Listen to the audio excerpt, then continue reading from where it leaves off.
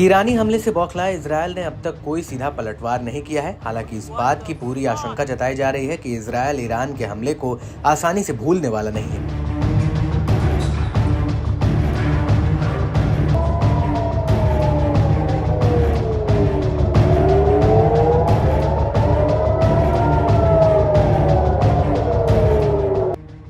हमले से भड़के इजरायली पीएम पहले ही ईरान को नतीजा भुगतने की धमकी दे चुके हैं। दावा है कि इजरायल चुपके चुपके ईरान पर बड़े हमले की तैयारी कर रहा है, मगर अब तक इजरायल की ओर से ऐसी कोई साजिश की बू नहीं आ रही है। इससे ईरान समर्थित प्रॉक्सी गुट में भी खलबली मची हुई है। इस कड़ी में इराक में इस्लामिक प्रतिरोध के एक प्रमुख गुट के नेता ने इजरायल को कड़ी चेतावनी दी है। Iraqi Hezbollah brigade defence bureau के चीफ अबू अली अल अस्करी ने कहा, यदि इजरायल ऊर्जा भंडार से जुड़ा युद्ध शुरू करता है, ईरान, इराक, लेबनान या यमन में ऊर्जा स्रोतों पर हमला करता है तो दुनिया को हर दिन 12 मिलियन बैरल का नुकसान होगा। यमन के हूती लड़ाके बाब अल मंडाब में क्या करेंगे और ईरान में हमारे साथी होर्मुज जल डमरू मध्य में क्या करेंगे, इसका अंदाजा लगा पाना और भी मुश्किल है।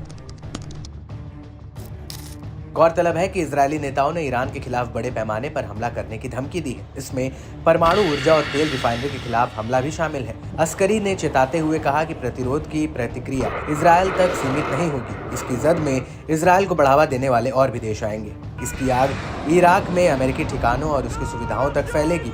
प्रतिरोध गुट अब शांत बैठने वाला नहीं है। जब तक इजरायल को दुनिया के नक्शे से हटा नहीं दिया जाता, तब तक हमले जारी रहेंगे।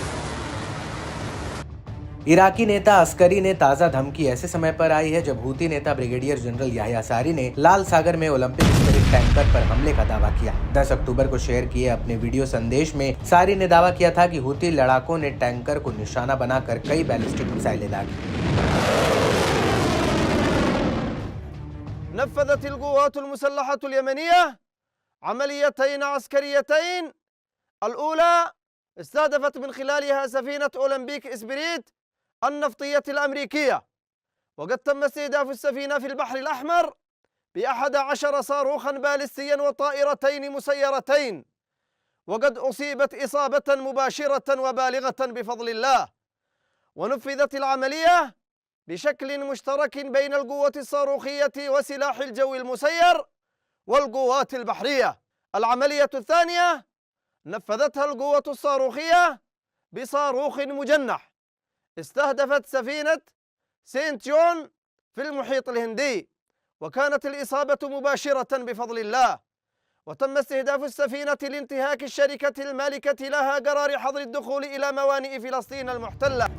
होर्मुज जल डमरू मध्य ईरान और ओमान के बीच एक महत्वपूर्ण तेल पारमगम चेक पॉइंट है। तेल टैंकर हर दिन जल डमरू मध्य से लगभग 17 मिलियन बैरल तेल ले जाते हैं, जो कि दुनिया की कुल खपत का 20% की हिस्सेदारी रखता है।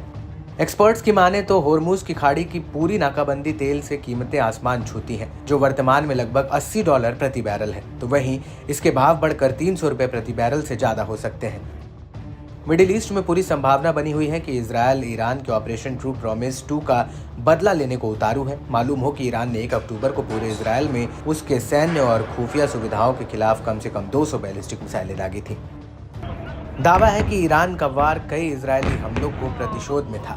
इसमें हमास के पॉलिटिकल ब्यूरो प्रमुख Ismail Haniyeh, Hezbollah chief Hassan Nasrallah और IRGC के जनरल अब्बास निल फराशून की हत्या समेत कई कमांडरों के मारे जाने के बदले अल अस्करी की हालिया धमकी इजरायली चैनल 14 की ओर से टेलीकास्ट किए गए एक हिस्से के बाद आई, जिसमें संभावित हत्या की सूची में अयातुल्लाह अल सिस्तानी, यमनी नेता Abdul Malik al Houthi, Hezbollah के deputy leader Naim Qassem, Hamas प्रमुख याह्या सिनवार, ईरानी Quds force commander Ismail Qaani और ईरान के supreme leader Ayatollah Ali Khamenei शामिल हैं।